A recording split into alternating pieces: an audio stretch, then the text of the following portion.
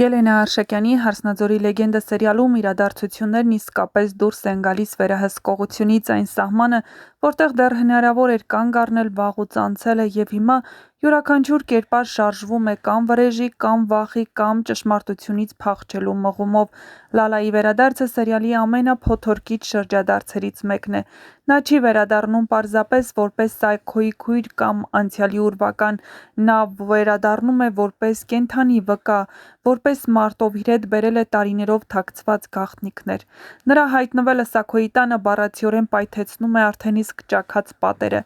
Անիկի աղաչանքները, լացը, խնդրանքները, որ Լալան չքանդի մի տուն, որը վաղուց ներսից քանդված է, անզոր են լինում։ Լալան եկել է ոչ թե խնայելու, այլ ավարտին հասցնելու։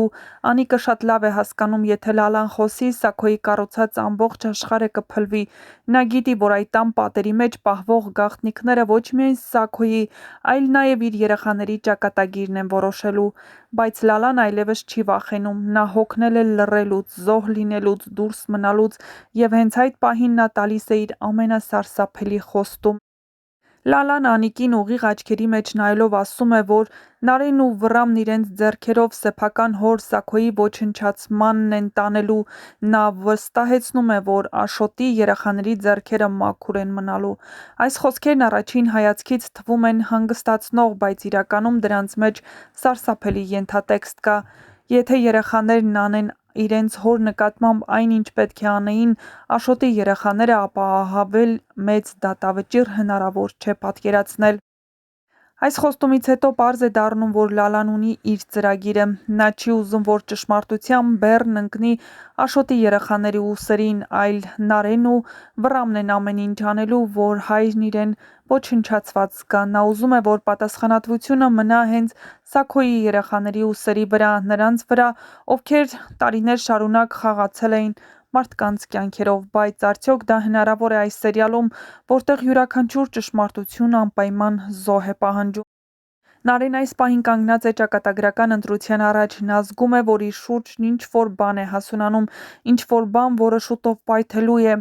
Վռամն էլ ավելի է կոշտանում, ավելի անկանխատեսելի է դառնում։ Սայքոն հիվանդ է, բայց դեռ վտանգավոր, սկսում է հասկանալ, որ իր շուրջն օղակը սեղմվում է, իսկ Անիկը մնում է այդ ամենի կենտրոնում։ Կինն, ով փորձում է փրկել ընտանիքը, բայց արդեն չի հասկանում, թե ումից։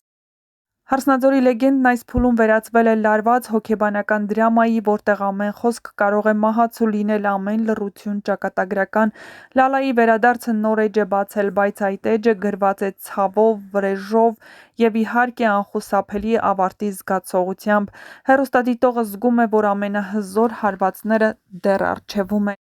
Իսկ մինչ կբացահայտվեն, թե ինչ սպասել հեռուստասերիալում, բաժանորդագրվեք մեր ալիքին, որպեսզի տեղեկացված լինեք շոու-բիզնեսյան անցուդարձի, նոր հեռուստասերիալների, հեռուստասերիալներում կատարվող փոփոխությունների մասին և ոչ միայն։ Չմոռանաք նաև տեսանյութի մեկնաբանություններ բաժնում անպայման գրել, թե այս հեռուստասերիալում որ դերասանին ու որ կերպարին եք ամենաշատը հավանում և որ դերասանի կամ կերպարի մասին կցանկանայիք ավելի շատ տեղեկատվություն ստանալ։ Նշենք, որ հեռուստասերիալում իրադարձությունները գնալով դուրս են գալիս վերահսկողությունից, իսկ Լալան վերադարձել է, որպեսզի ամեն ինչ իր տեղը դնի։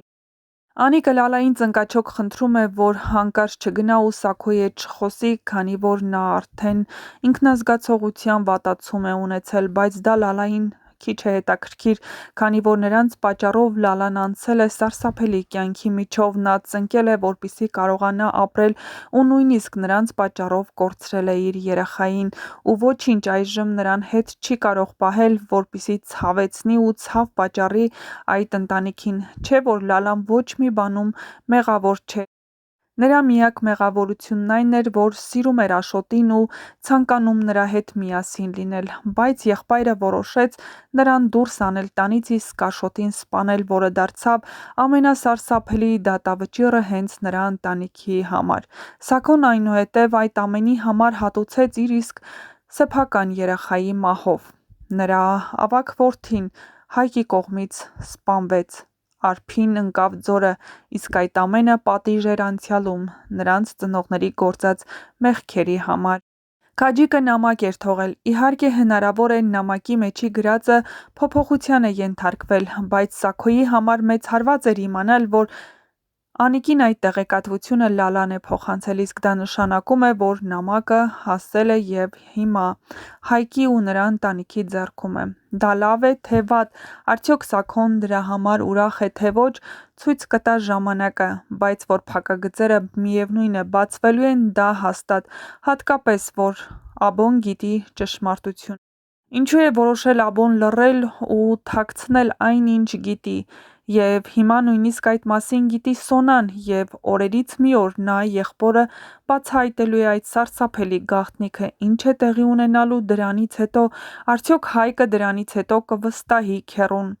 Սրանք հարցեր են, որոնց պատասխանները կստանանք կարճ ժամանակ անց, այնպես որ միացեք մեր ալիքին, որպեսզի չկորցնեք առաջինը տեղեկացված լինի ձեր հնարավորությունը։